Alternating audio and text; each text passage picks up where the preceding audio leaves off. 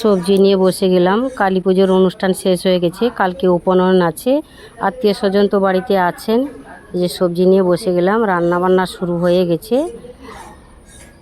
সবাই মিলে একসাথে হাতে হাত লাগিয়ে কাজ করছি।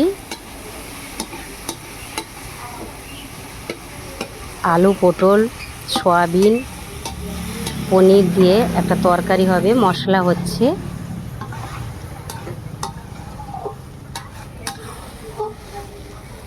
সবাই একসাথে খুব মজা হচ্ছে।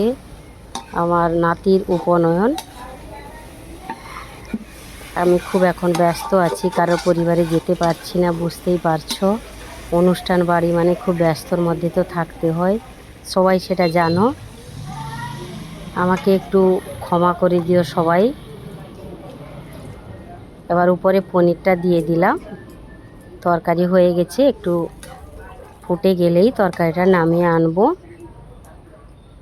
বড় ভিডিও করলাম না,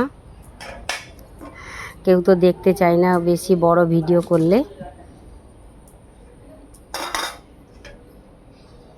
আর একটু জল লাগবে, দিয়ে দিলাম।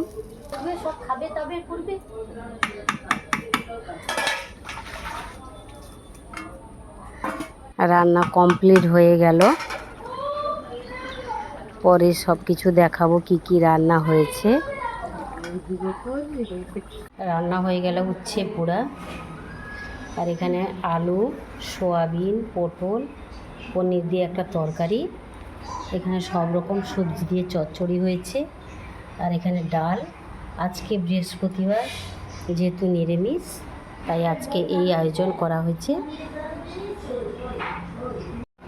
রান্না শেষ, এবার খাওয়া দাওয়ার পর্ব শুরু হয়ে গেছে, চলছে। এখন বাচ্চারা খেতে বসছে, আরও অনেকে